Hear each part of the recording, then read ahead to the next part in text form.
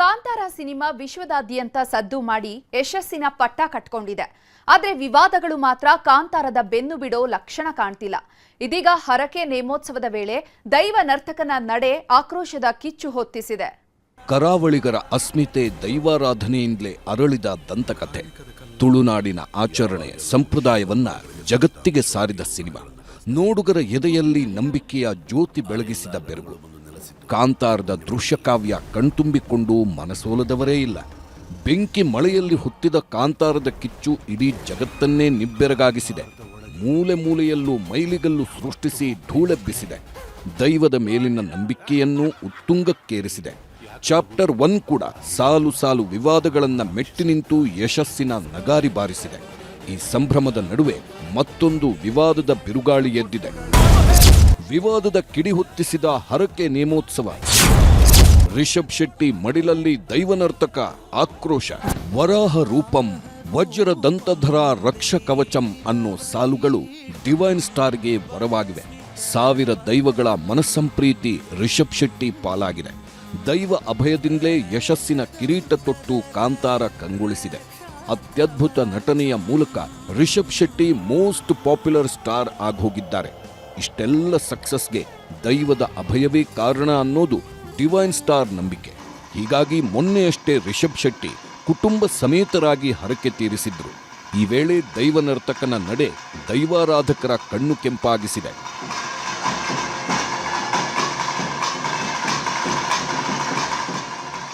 Kantara chapter 1 ಹಿಟ್ಟಾಗಲಿ ಅಂತ ರಿಷಬ್ ಶೆಟ್ಟಿ ಹರಕೆ ಹೊತ್ತಿದ್ರು.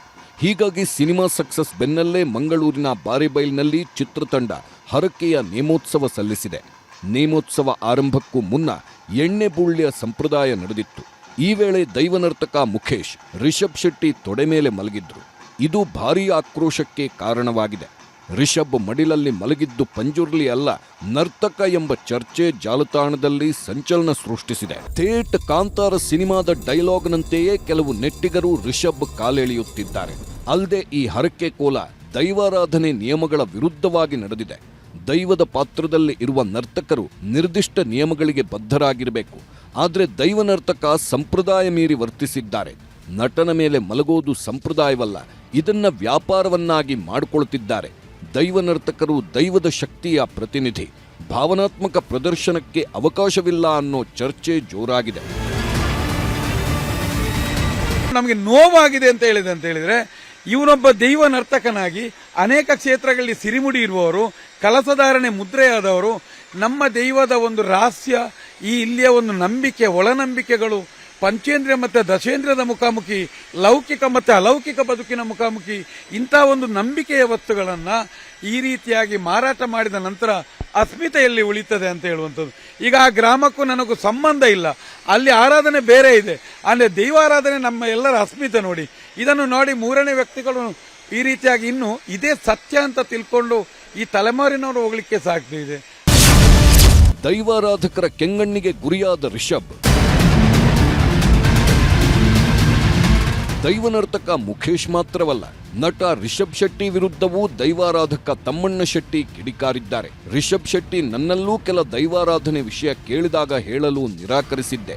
ದೈವ ಯಾವತ್ತೂ ಅಂಗಿ ಹಾಕಿದವರನ್ನ ಮುಟ್ಟುವುದಿಲ್ಲ, ತೊಡೆಯಲ್ಲಿ ಮಲಗುವ ನಿಯಮವೂ ಇಲ್ಲ. ರಿಷಬ್ ಶೆಟ್ಟಿಯನ್ನ ತೃಪ್ತಿಪಡಿಸಲು ಸ್ವಾರ್ಥಕ್ಕಾಗಿ ದೈವಾರಾಧನೆಯನ್ನ ಮಾರಿಕೊಂಡಿದ್ದಾರೆ ಅಂತ ಅಸಮಾಧಾನ ಹೊರಹಾಕಿದ್ದಾರೆ. ರಿಷಬ್ ಶೆಟ್ಟಿಯು ಈ ರೀತಿಯಾಗಿ ಅವನದ್ದು ನಾಟಕ ಜೋರಾಗ್ತದೆ. ಯಾಕಂತ ಹೇಳಿದ್ರೆ ಈಗ ಕ್ಯಾರವನಲ್ಲಿ ಬಂದ, ಈಗ ರಿಷಬ್ ಶೆಟ್ಟಿ ಬರಲಿ, ಎಲ್ಲಿಯಾದ್ರೂ ಅಷ್ಟು ದೊಡ್ಡ ರಿಷಬ್ ಶೆಟ್ಟಿಗೆ 2 ವರ್ಷದಿಂದ ಕ್ಯಾರವನಿಗೆ ಹೋದದ್ದು, ಲೈನ್ ಸೇಲ್ ಮಾಡುವ ಜನ. ಈಗ ಅವನಿಗೆ ಅಷ್ಟು ಪಕ್ಕ ನಿಮಗೆ ಜಾರಂದಯನ ಮಣ್ಣಿಗೆ ಬರುವಾಗ ಕ್ಯಾರವನ್ ಅಗತ್ಯ ಇಲ್ಲ, 3 ಸಾರಿ ಬಟ್ಟೆ ಚೇಂಜ್ ಮಾಡುವಷ್ಟು ದೊಡ್ಡದನ್ನ ಆಗ್ಲಿಲ್ಲ. ದೈವದ ಕಲಕ್ಕೆ ಬರುವಾಗ ಬಂಡಿ ಇರುವುದು ಜಾರಂದಯನಿಗೆ ಮತ್ತೆ ಮಲ್ರಾಯನಿಗೆ, ಇವನಿಗಲ್ಲ. ಇವನಲ್ಲಿ ಬರುವಾಗ ದೈವದ ಕಲೆ, ಅವನು 100 ಅಲ್ಲ 1000 ಕೋಟಿಯ ಒಡೆಯನೇ ಆಗಿರಲಿ, ಆ ಮಣ್ಣಿಗೆ ಬರುವಾಗ ಅವನು ಆ ಭಕ್ತನಾಗಿ ಬರಬೇಕು. ಒಟ್ಟಾರೆ ಹರಕೆ ನೇಮೋತ್ಸವ ಹೊಸ ವಿವಾದ ಎಬ್ಬಿಸಿದೆ. ರಿಷಬ್ ಶೆಟ್ಟಿ ನಿಯಮಗಳ ವಿರುದ್ಧ ಹೋದ್ರ ಅನ್ನೋ ಪ್ರಶ್ನೆಯೂ ಉದ್ಭವಿಸಿದೆ. ಇದಕ್ಕೆ ಕಾಂತಾರ ಮಾಂತ್ರಿಕನ ಸ್ಪಷ್ಟನೆ ಏನು ಅನ್ನೋದನ್ನ ಕಾದು ನೋಡಬೇಕಿದೆ. ಕಿಶನ್ ಶೆಟ್ಟಿ, ನ್ಯೂಸ್ 18, ಮಂಗಳೂರು.